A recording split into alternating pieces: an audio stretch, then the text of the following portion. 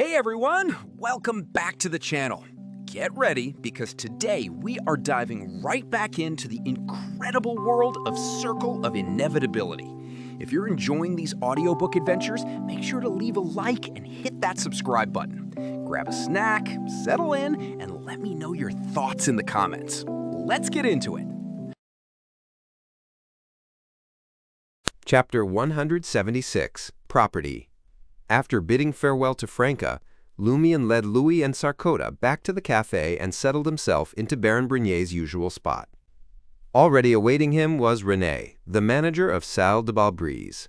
In his 40s, René had a gaunt face, leaving one to wonder if he was overworked or simply born that way. His light yellow hairline was receding in a manner similar to the people from Lowen. Despite being an executive directly appointed by Gardner Martin, the boss of the Savoie mob, René treated Lumian with utmost respect and wore an ingratiating smile. Monsieur Ciel, would you care to learn more about the dance hall? Very well. Lumian reached out to take the stack of reports from René and perused them with unwavering focus. Standing behind him, Louis and Sarkota couldn't help but feel like they hardly knew their leader at all once more. Lumian, a young man hailing from the countryside, possessed an understanding of complex financial statements that was far beyond their comprehension. They would have been left feeling dizzy and yearning for sleep had they been tasked with such a feat. Can this man both fight and possess a cultured mind? Louis diverted his gaze from the reports, which seemed to possess some kind of supernatural effect. René seized the opportunity to acquaint Lumian with the workings of Salle de Balbrise. On weekdays, we earn a daily income ranging from 1,200 to 1,800 Verle d'Or.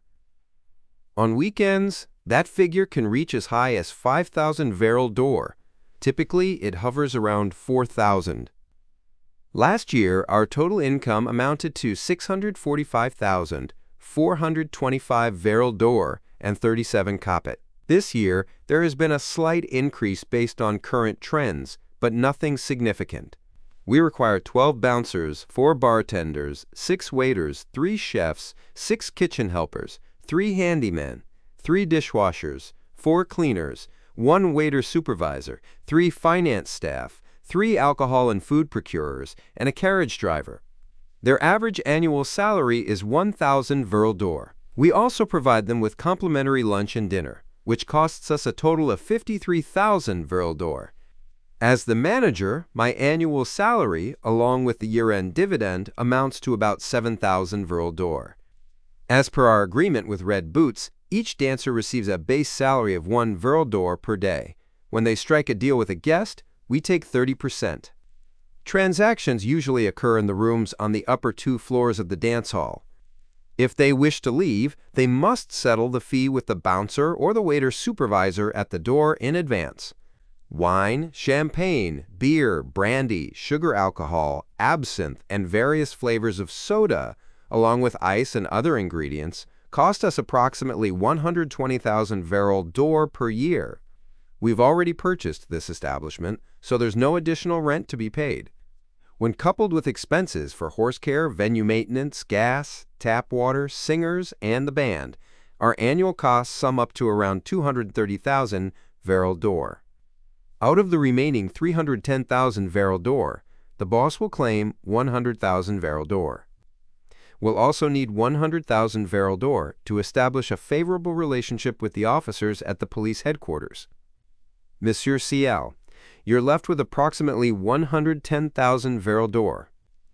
This needs to cover your personal expenses, firearm and ammunition supplies, rewards for your subordinates, as well as compensation for the victims and the injured. Sadly, the income of the people in the market district isn't particularly high, otherwise we could generate more revenue from alcohol and beverages. As Lumian absorbed the details from the report and listened attentively to René's explanations, a clearer picture of Salle de Balbrise's situation formed in his mind. Inwardly, he couldn't help but let out a sigh. A mob leader with a profitable enterprise certainly rakes in substantial wealth.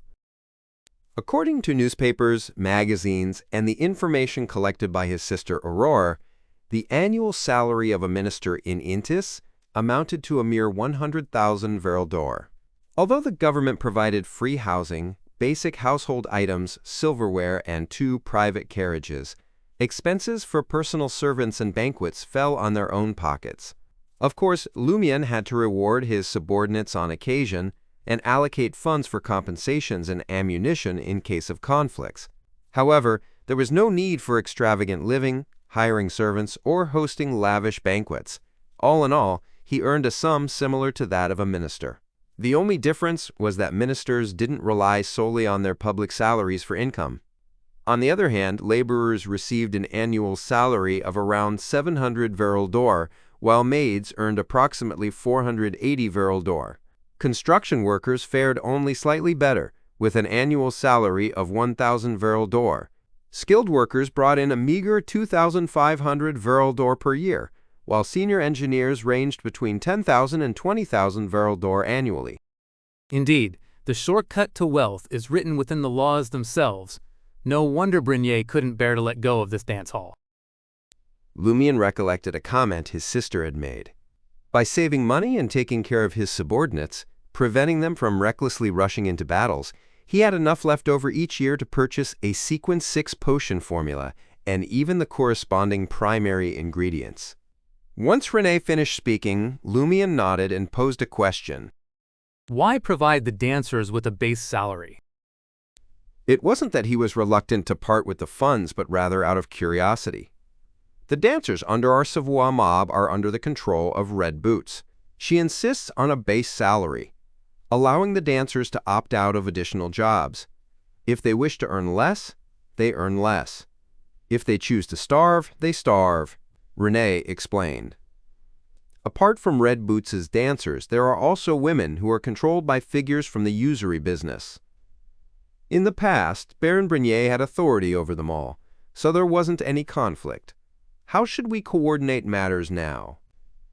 Thoughts raced through Lumian's mind, leading him to notice the resemblances between Franca and his sister Aurore.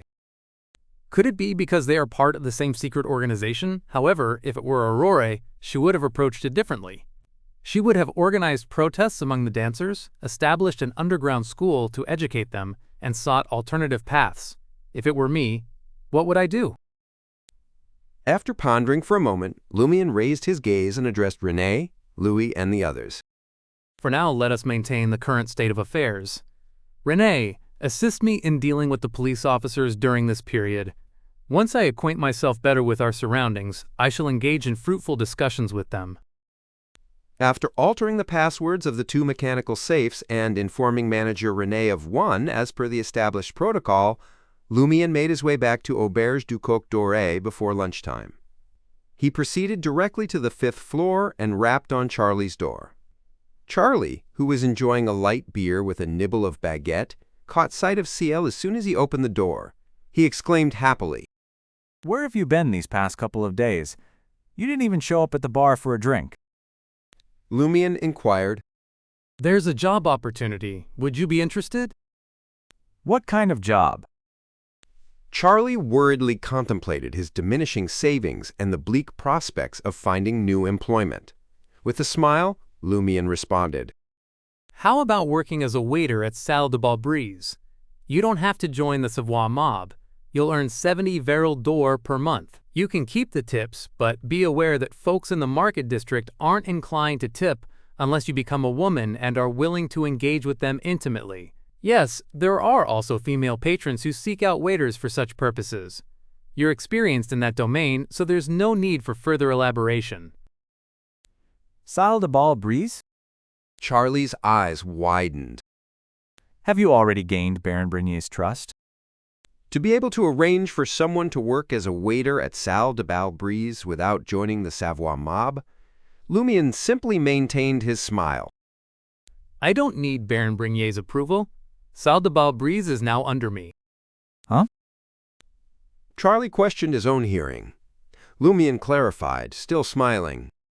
After I eliminated Hammer 8, the Savoie mob's leader, handed over Salle de Balbrise to me. Is that so? Charlie had an epiphany before blurting out in astonishment. You took down Hammer, 8 as well? Lumian nodded. Don't disclose this to anyone. I fear the police might come knocking. Quote. Charlie was at a loss for words. After a few seconds, he mumbled. Perhaps those poison spur mob fellows should pay a visit to the nearby cathedral and pray, see if their luck can change. Ever since you arrived in the market district, their leaders have been dropping like flies. I can't fathom how they must be feeling now. Great idea. Lumian commended. If the leaders of the poison spur mob had the audacity to pray in the eternal blazing sun or the cathedral of the god of steam and machinery, the mob would cease to exist. Of course, Lumian didn't want them to act so foolishly before Louis Lund visited again. Charlie pondered for a moment and responded. All right, I'll head over to Salle de Bal Brise in the afternoon. Who should I ask for? Haha, I rarely get to visit the dance hall because I'm always short on cash. Now I can go there every day. Just find manager René and let him know you're a tenant at Auberge du Coq d'Oreille. Lumian replied simply, his gaze shifting to the side. There were 2 cleaning ladies nearby. One of them appeared to be in her early 50s, but upon closer inspection, one would think she was only in her 40s. She had originally possessed flaxen-colored hair, but she now wore a vibrant blonde wig and had applied eyeshadow and makeup. This concealed her fine wrinkles to some extent, but couldn't entirely hide her weariness. Who are they? Lumian inquired of Charlie. Charlie clicked his tongue and explained. Don't you know? Our penny-pinching landlord has changed his ways. He no longer hires someone to clean just once a week. Now he's opted to have 2 cleaning ladies work every morning. Tell me, isn't this a miraculous turn of events? It's only slightly less fortunate than my own stroke of luck back then. Lumian, having just finished perusing Salle de Bal Brise's financial statements, immediately considered the salary of a cleaning lady. Around 70 to 80 Veil d'Or per month. However, that was for full-time work. This kind of half-day job would cost at most 45 Veil d'Or. 2 cleaning ladies working half a day wouldn't exceed 100 Veil d'Or per month. Hiring someone for regular cleaning once a week costs 18 Veil d'Or each time, and Monsieur Yves promised to increase it to twice a week. In other words, it'll cost 150 Veil d'Or per month. How is this generous? It's simply meticulous budgeting. Lumian scoffed. He suspected that if it weren't for the fact that a cleaning lady couldn't finish the entire motel in half a day, no one would take on such a job. Monsieur Yves definitely wouldn't hire 2. Is that so? Charlie scratched his head. His computational abilities couldn't keep up with Lumian's rapid deductions. As the 2 cleaning ladies entered a vacant room to rid it of bed bugs, Lumian subtly gestured in their direction with his chin. Why is one of them wearing a wig and eyeshadow? What kind of cleaning lady does that? Charlie lowered his voice and said, I asked about that. Her name is Elodie. She claims to have been a theater actress and says she's used to dolling herself up like that, and she continues to do so to this day. No one knows if she's telling the truth. When I worked as an attendant at Hôtel du Cygne Blanc, I heard from the kitchen staff that when aging prostitutes are scorned, their only option is to take on tasks like dishwashing and cleaning. Lumian recollected Elodie's appearance and surmised that she must have been quite a beauty in her youth. Whether she had been a theater actress or a woman of the streets had no bearing on her current role as a cleaning lady. After bidding farewell to Charlie, Lumian made his way to the restaurant on the first floor for a quick meal before taking a public carriage to Avenue du Boulevard. He intended to inform Mr. K that the mission had been successfully accomplished. Chapter 177, Proselytizing. Before stepping onto the public carriage, Lumian made a special effort to spend 6 licks on purchasing a copy of the Psychic magazine, disguising himself as someone attending a gathering of mysticism enthusiasts at 19 Rue Shear. He worried that Gardner Martin, the boss of the Savoie mob, might secretly tail him to ascertain if something was amiss. While he could employ some anti-tracking methods to try and shake off potential pursuers, wouldn't that raise more suspicion? In comparison, it would be more convincing to pose as a naive country bumpkin who had recently arrived in Trier and stumbled upon the Beyonder path. Such an individual would naturally crave knowledge about mysticism, leading to the purchase of Psychic and other magazines. Occasionally attending various gatherings of mysticism enthusiasts would solidify the facade. In truth, this tale held some merit. The only hitch was that Mr. K, the organizer of the mysticism enthusiast gathering, had a secret organization backing him. If Gardner Martin's men had indeed delved into their investigation, Lumian would let them confront Mr. K and witness the clash of strengths. As the prankster king of Cordu, Lumian always relished witnessing a spectacle unfold. When the time arrived, he would adjust his choices based on the outcome of the battle. In any case, his overall direction would remain unchanged. He would follow the instructions of Madame Magician and infiltrate the secret organization behind Mr. K. Inside the carriage, Lumian flipped through Psychic. The current issue focused on the theme of secret deeds. Contrary to Lumian's initial instinctive interpretation, the term deed in the context of secret deeds did not refer to an actual deed but rather denoted compatibility. It represented a method of merging one's mind with a specific hidden entity, enabling the acquisition of corresponding mental experiences and a certain amount of mystical knowledge. Psychic's editorials stressed that this act was exceedingly perilous. Unless one could verify the trustworthiness and absence of malice in the subject of the secret deed, attempting it was strongly discouraged. It would lead to dire and severe consequences, including but not limited to mental illness, possession by evil spirits, loss of rationality, sudden death, and alterations in personality. Ah, now it makes sense. Lumian immediately grasped some of the contents of Aurore's grimoire. Initially, he had struggled to comprehend those passages, viewing them through the lens of a contract. However, with a change in perspective, he now roughly understood their meaning. Lumian lowered his gaze to the psychic magazine in his hand and silently commended it, saying, "It's more useful than I anticipated.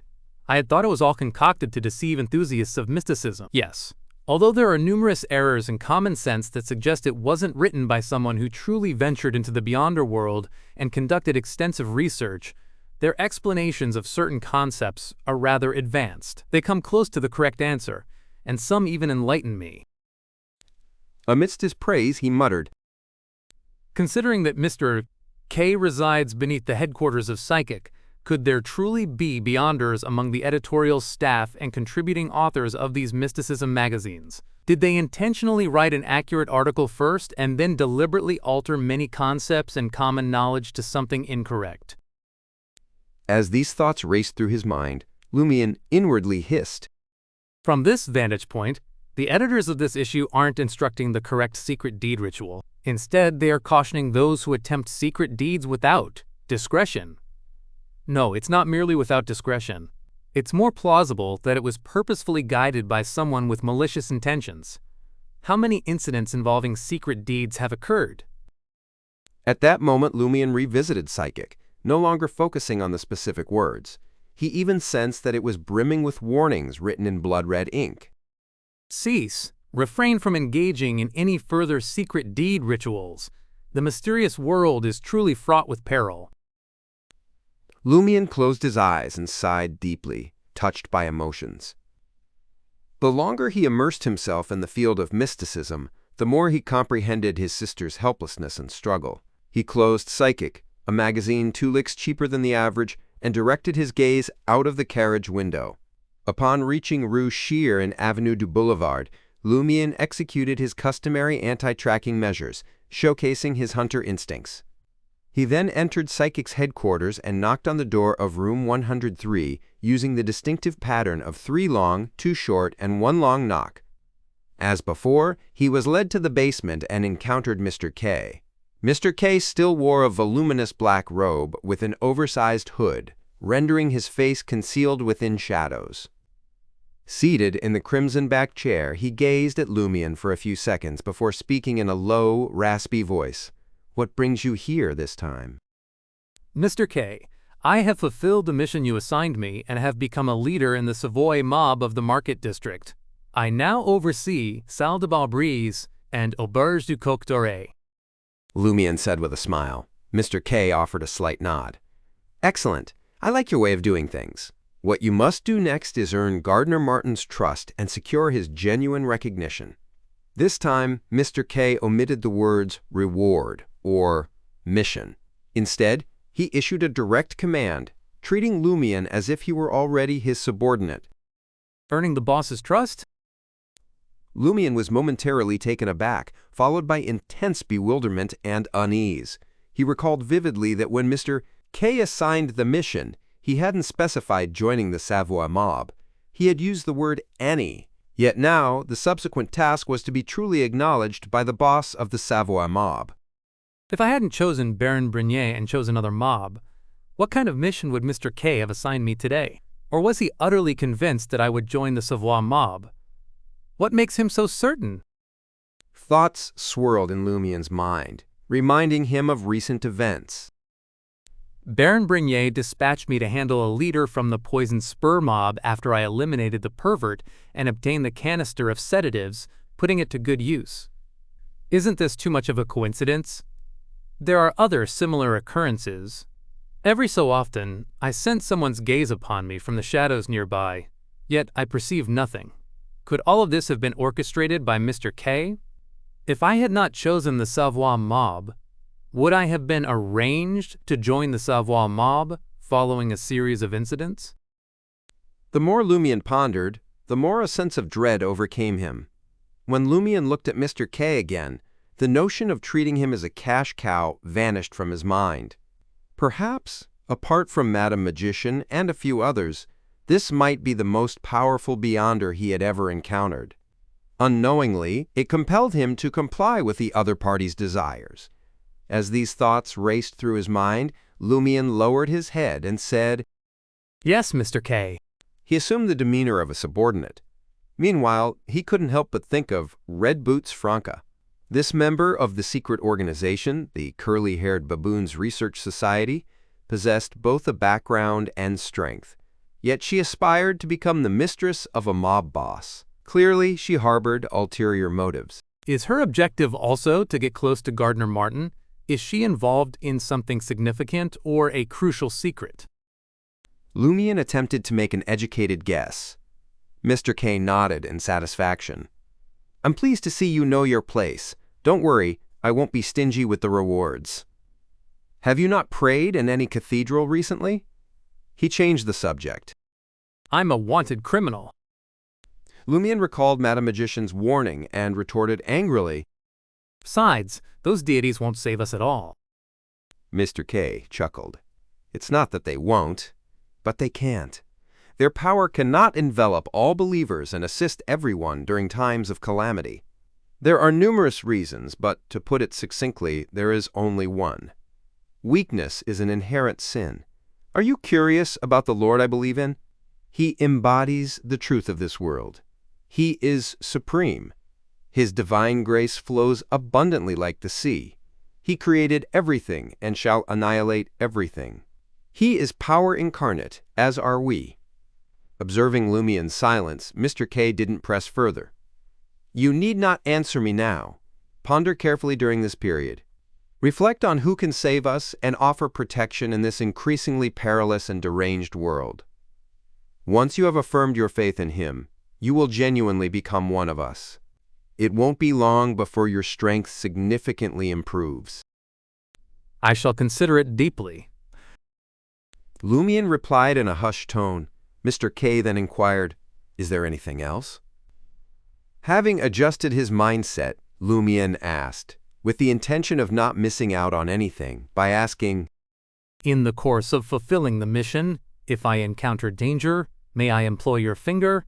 How should I utilize it? Mr. K nodded and responded, Just take it out. In other words, it could be employed. If I use it, how should I deal with the threat from Susanna Matisse in the future? Lumian probed further. Mr. K fell silent for a few seconds. After you employ that finger, return to me here. I shall provide you with another one. Indeed, your fingers are consumables. Lumian pondered for a moment and said, I sold Hammer 8's Beyonder characteristic to Gardner Martin for 18,000 Veril d'Or. I wish to purchase a sealed artifact that can enhance my mystical abilities or aid me in better disguising myself. Do you have any such items here, Mr. K? Mr. K didn't offer an immediate response, as if he were contemplating a suitable candidate. After a while, he said to Lumian, Come here and make your selection on Saturday night. Lumian beamed. Thank you, Mr. K. It felt reassuring to have the support of an organization, even if he was only an unofficial member. After arriving at Le Marché du Quartier du Gentleman, Lumian carefully stowed Mr. K's finger in room 207 of Auberge du Coq Doré. His next destination was Salle de Bal Brise, where he intended to locate an unoccupied room. There, he would summon the messenger of Madame Magician to relay the progress of his mission. Lumian hoped to receive valuable feedback from her, particularly regarding how Mr. K had permitted these events to unfold with an uncanny degree of coincidence. Chapter 178. The Messenger's Response. Evening, Avenue du Marché, Salle de Bal Brise. Lumian made his way to the entrance. Just as he reached the door, he was greeted by two mobsters standing guard. Good evening, boss. Lumian, still donned in a crisp white shirt, a black vest, and rolled-up cuffs, acknowledged them with a smile and a nod.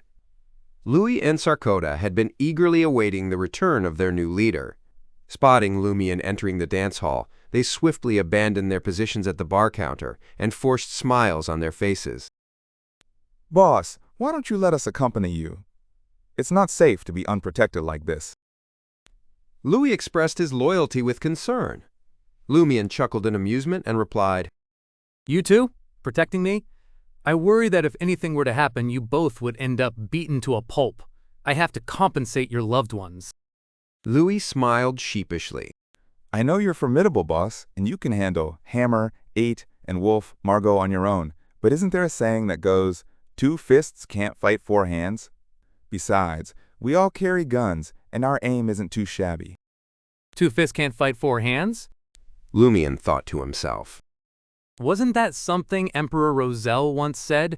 When did it become a saying? Aurore had always suspected that many vulgarities originated from Emperor Roselle, but nobody had ever confirmed it.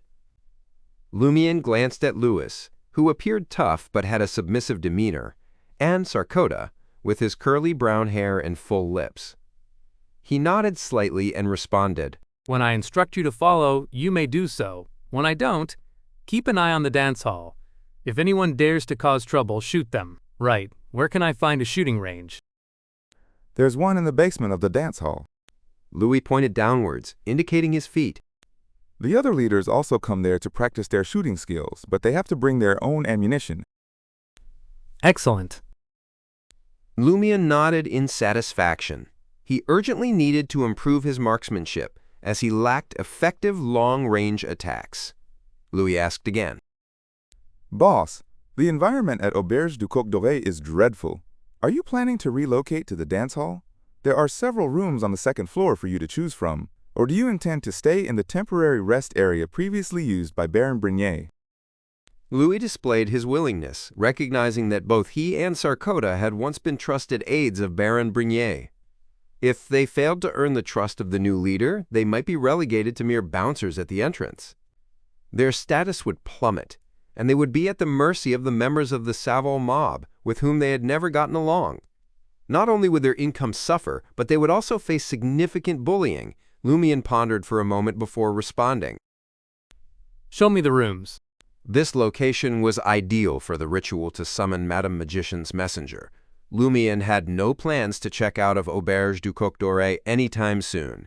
His strategy involved selecting a room on the 2nd floor of Salle de Bal Brise and room 207 of Auberge du Coq Doré as his nightly resting places after dismissing Louis and Sarkoda. This increased his chances of being attacked under the cover of darkness.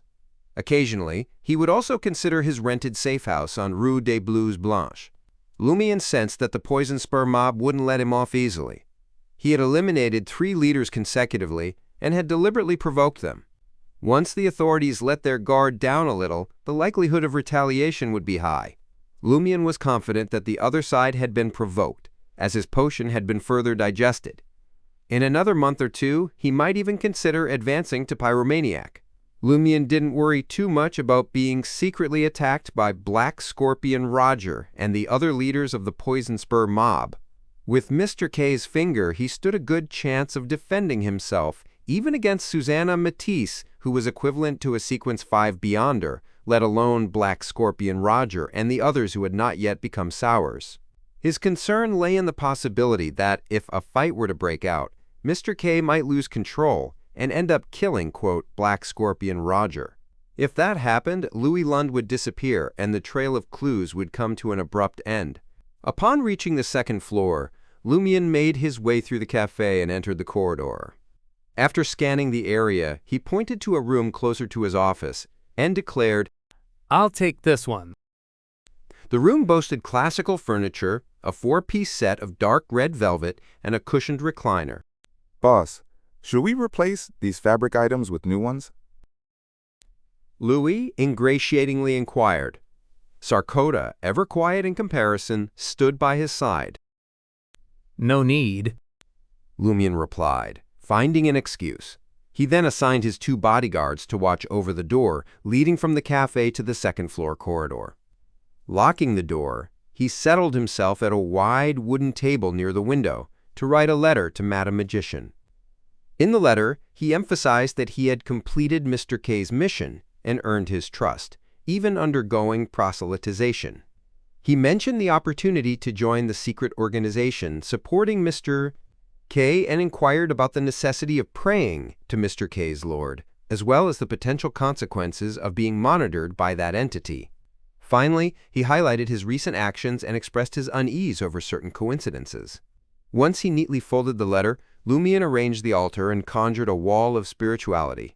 With the summoning ritual completed, he fixed his gaze upon the blue flame of the candle and waited in the chilling and eerie environment. Before long, a doll-like figure, the size of an arm, materialized above the fire. Clad in a delicate golden dress, the figure surveyed the area with unfocused, light blue eyes. Raising its right hand, it delicately pinched its petite, pale white nose. "It stinks! It stinks! This place isn't as clean as the last one." "Isn't this place supposed to be clean?" Lumian exclaimed, scanning his surroundings in surprise. "There are no bed bugs, and it's just been cleaned." The messenger continued to wrinkle its nose, its voice ethereal and illusory as it spoke. "There are old bones buried beneath the ground. They're foul, putrid, and repulsive."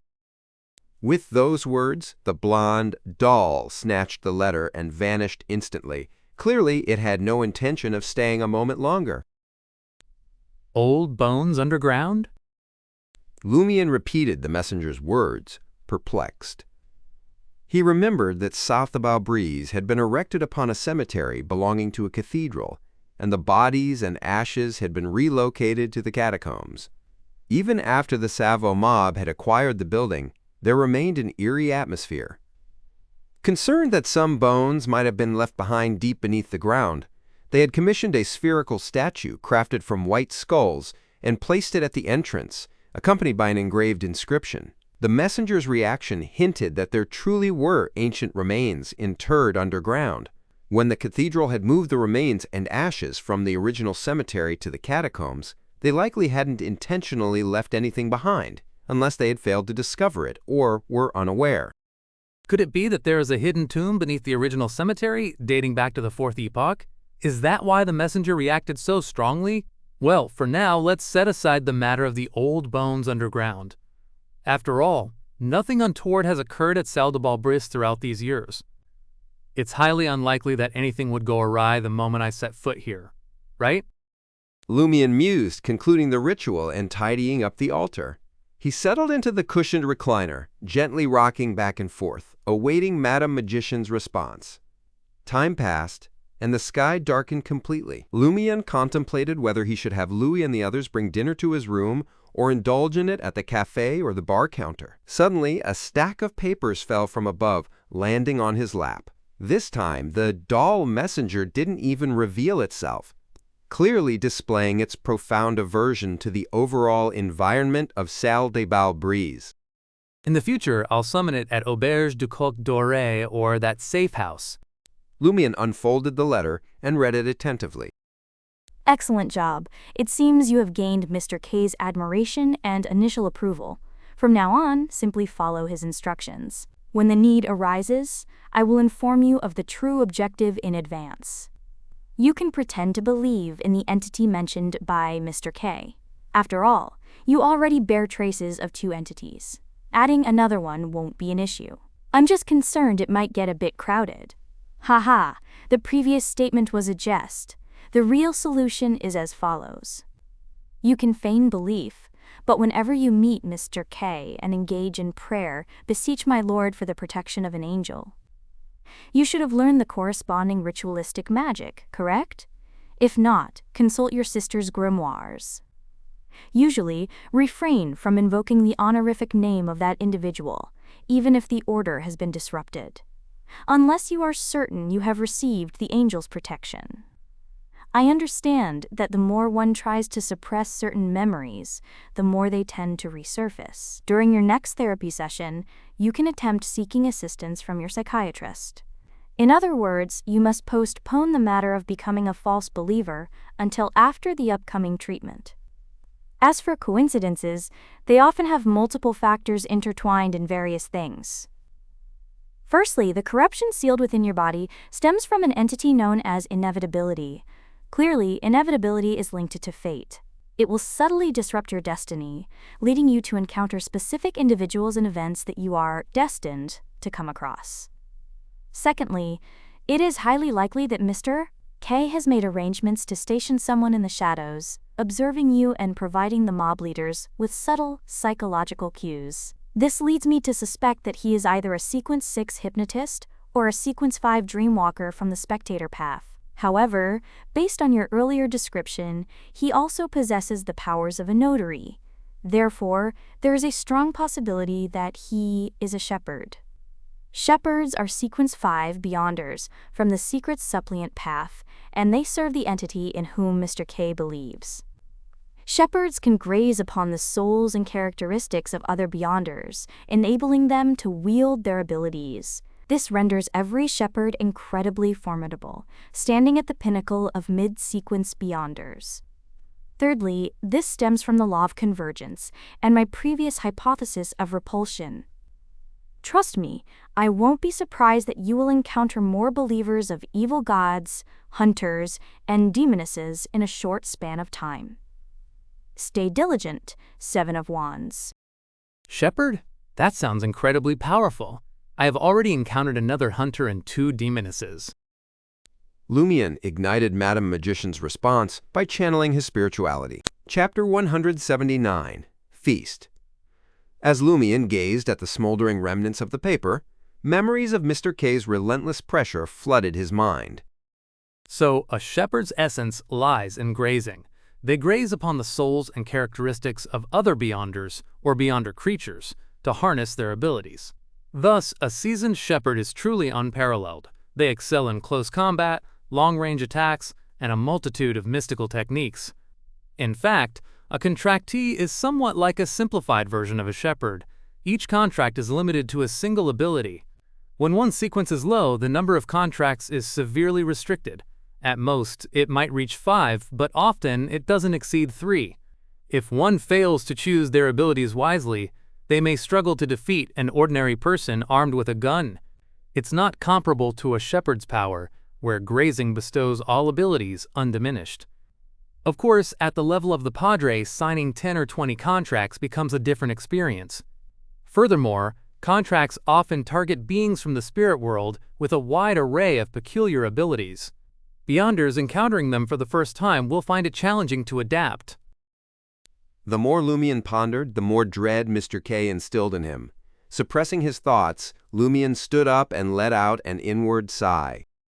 No wonder Madam Magician believes Mr. K can withstand Susanna Matisse, an evil spirit.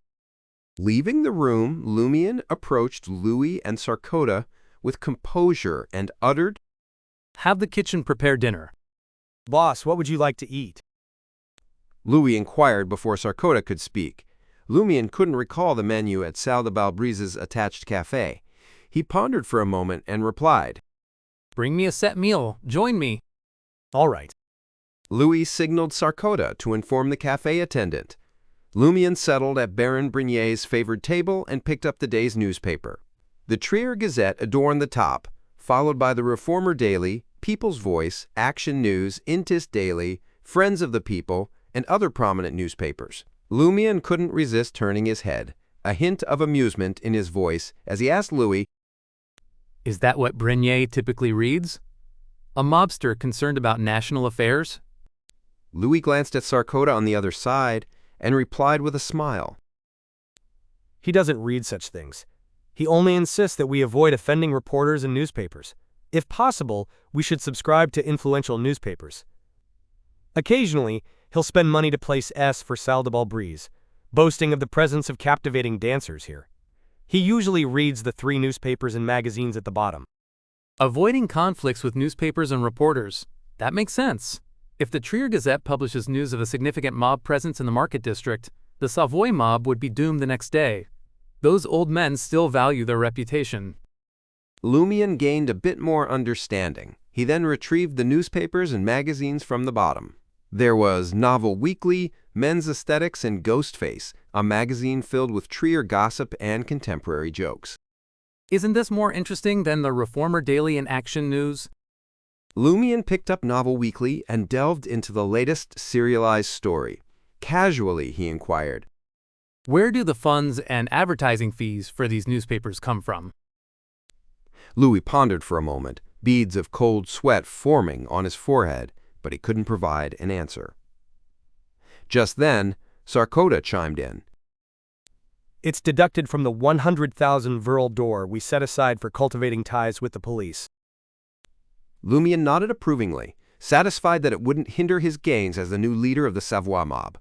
Before long, the cafe attendant arrived with their food. Onion minced pigeon, smoked rock crab, hot bamboo chicken pie, stewed mutton brain, stewed veal slices, grilled oysters with vanilla, 2 salads, scarlet cheese, grilled almond sauce, a glass of red, white, and blue liqueur, and a bottle of Cabernet Sauvignon. The fragrant aromas mingled together, wafting into Lumian's nostrils and causing his mouth to water even more. Just as expected from Trier, even an ordinary café set meal offers such a variety of dishes. If this were Lowen, I'd be limited to choosing between pan-fried steak or stewed peas with tender mutton. Lumian, being a pure Intisian, mockingly compared Lowen's cuisine based on his impressions from various newspapers, magazines, and folk jokes. He lifted the glass of tricolor liqueur and took a sip, then pointed to the armchairs on either side of the table, saying, Let's eat together. Louis bowed slightly and replied with a smile. Boss, we'll take turns eating after you finish.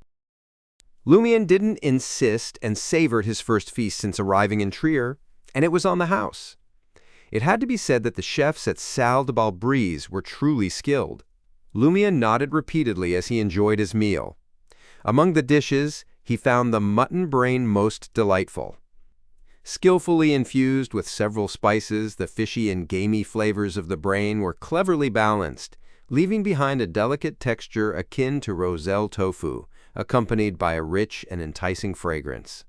He finished the glass of red, white, and blue liqueur and 1/3 of the bottle of Cabernet Sauvignon.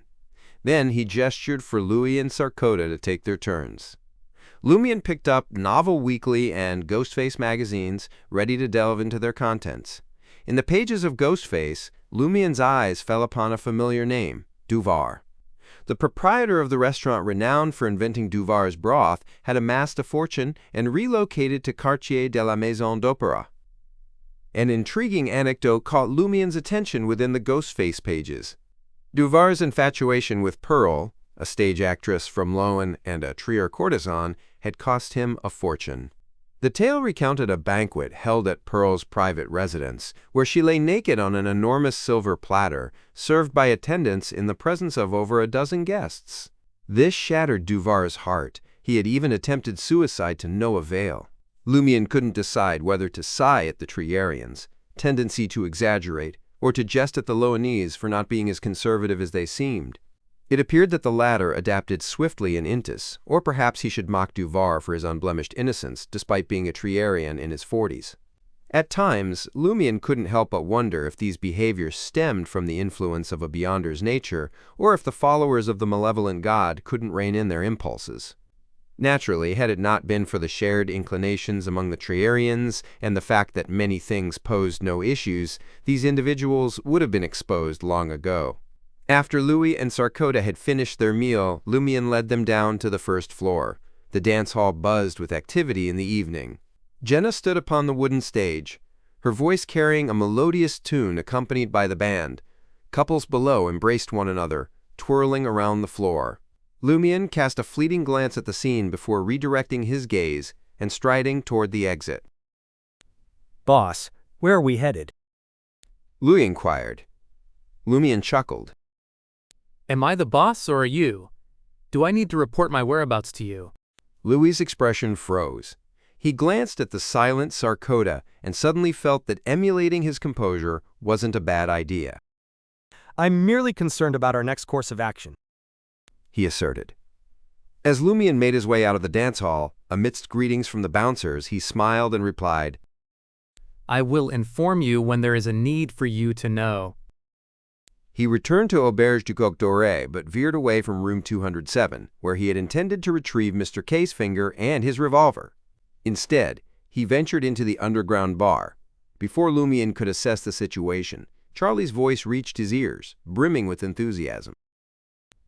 Have you heard the news? CL now goes by the nickname Lion. CL. Little minx. Jenna came up with it. Have you laid eyes on her? I doubt you've ever seen a woman as stunning as her. She possesses an alluring figure and a face that could bewitch anyone. When she sings, everyone yearns to abandon their faith for her, and she took a liking to CL and invited him to dance. They were inseparable, grinding each other. Oh, the dance hall was dimly lit. You can well imagine what transpired. Lumian suddenly felt like he had become the protagonist of a news story in Ghostface. Louis and Sarcoda, standing behind him, felt both embarrassed and concerned for their boss.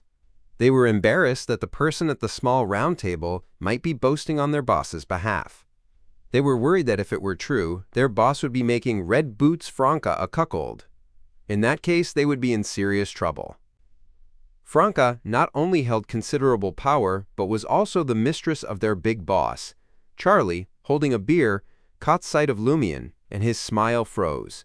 He hopped off the small round table and approached Lumian, coughing before speaking. Hey, Shiel, would you mind if I shared some details about your romantic entanglement? Instead of answering, Lumian asked, How did you find out? Charlie grinned. Many people know. It spread from the Salle de Gristmill.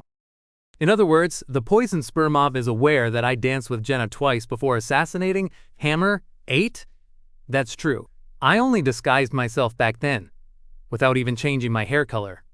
I even provoked those around me.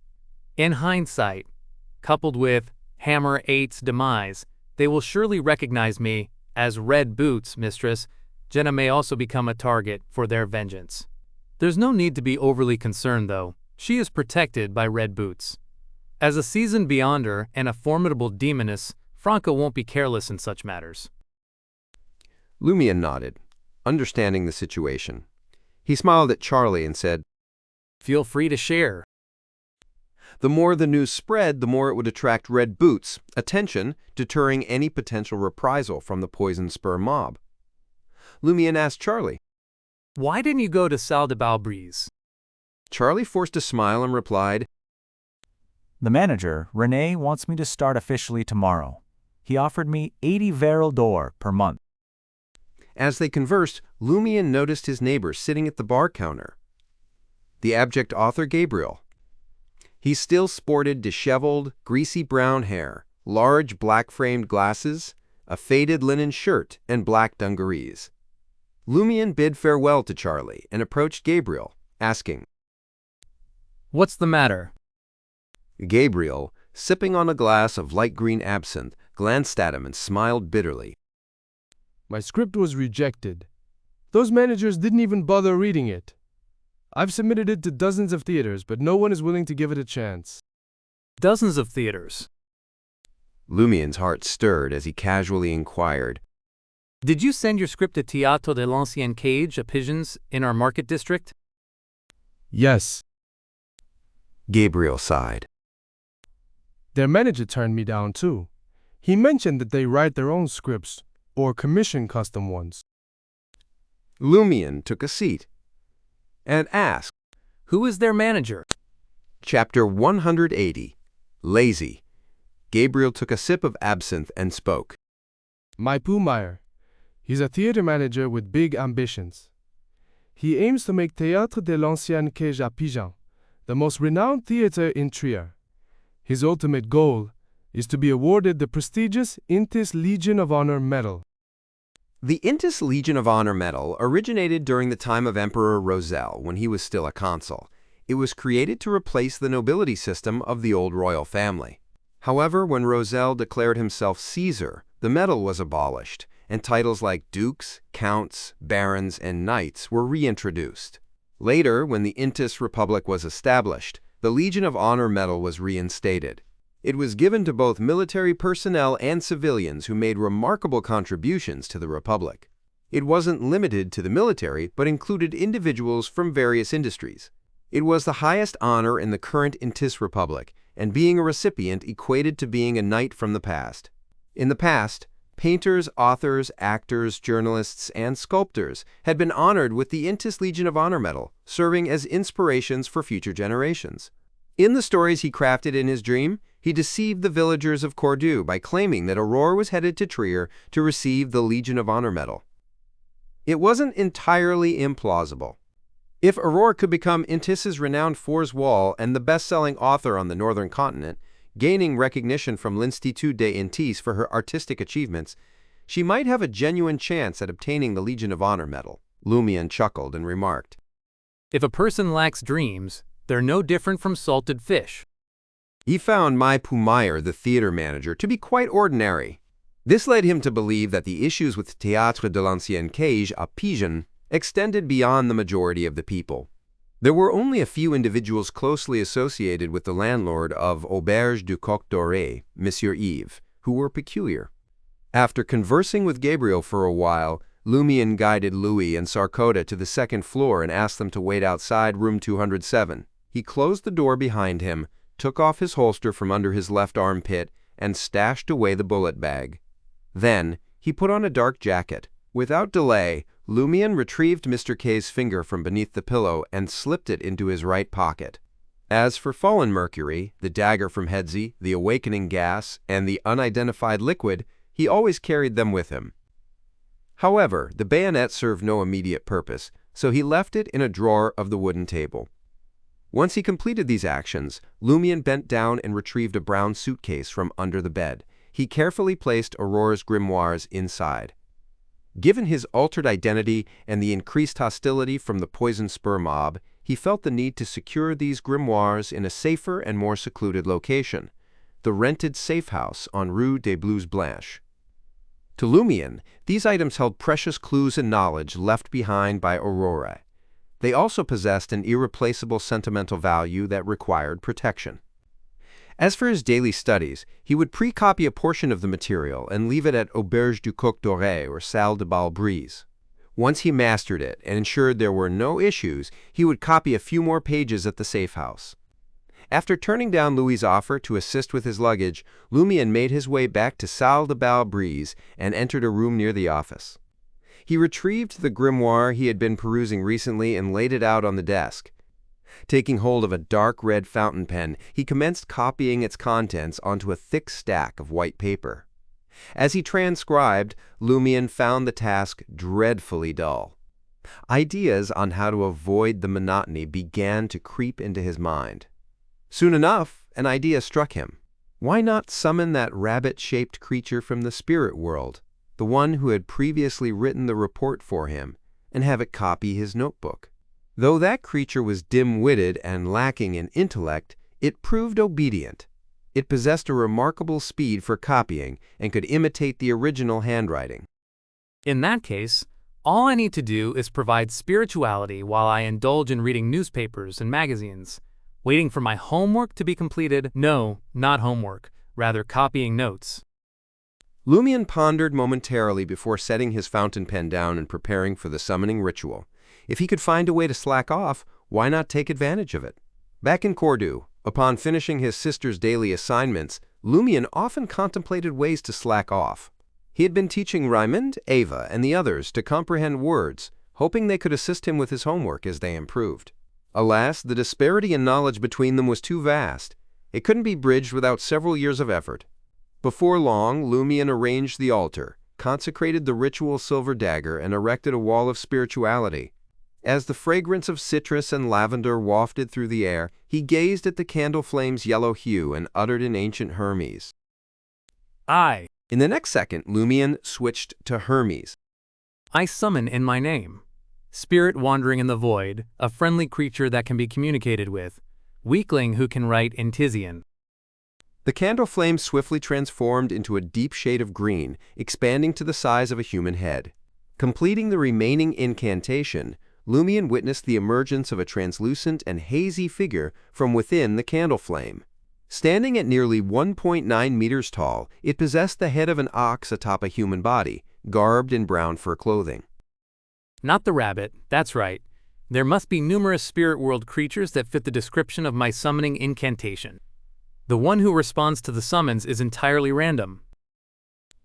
Lumian experienced a mix of disappointment and anticipation as he pointed toward the grimoire. Copy it for me. The ethereal minotaur nodded faintly. All right. Without delay, it seated itself, picked up the dark red fountain pen, and commenced copying Aurore's grimoire. Not bad at all, much more intelligent than that silly rabbit. Lumian thought, his delight evident. Just as he was about to settle into the recliner and peruse the newspapers and magazines, an unsettling feeling washed over him. Isn't the Minotaur too slow? More than 10 seconds have passed and it hasn't even copied a word. No, in fact, it had only written 2 letters. Can you work any faster? Lumian probed. This is already my fastest pace. The Minotaur responded truthfully. Quote, ellipsis, quote. Lumian was at a loss for words. It was even worse than the silly rabbit. That creature, at the very least, functioned like a mystical typewriter. It could complete a full page of copying in less than a minute. Lumian unconsciously considered ending the ritual and dismissing the Minotaur before summoning another spirit world creature. However, knowing that the subsequent ones were likely to be equally peculiar, he abandoned the idea in weariness. By the time the summoning ritual naturally came to an end, the Minotaur had managed to copy only half a page. Lumian rubbed his temples and made up his mind to do it himself. After transcribing 3 pages, he heard a knock on the door. What's the matter? Lumian closed his notebook, set aside his fountain pen, and walked toward the door. It was Louis outside. In his rugged guise, he lowered his voice and said, Boss, Giant, Simon is here. What could he want? Lumian recalled that Giant Simon was a leader of the Savoie mob, overseeing a number of dance halls and bars on Rue du Rossignol.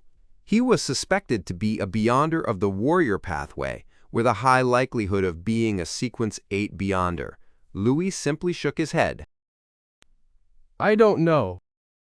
Lumian inquired, What did he discuss with Brignier last time? It didn't seem pleasant. Louis elaborated. Giant Simon has always held a grudge against the Baron because he controls Salle de Barbrise. He instinctively used the term Baron.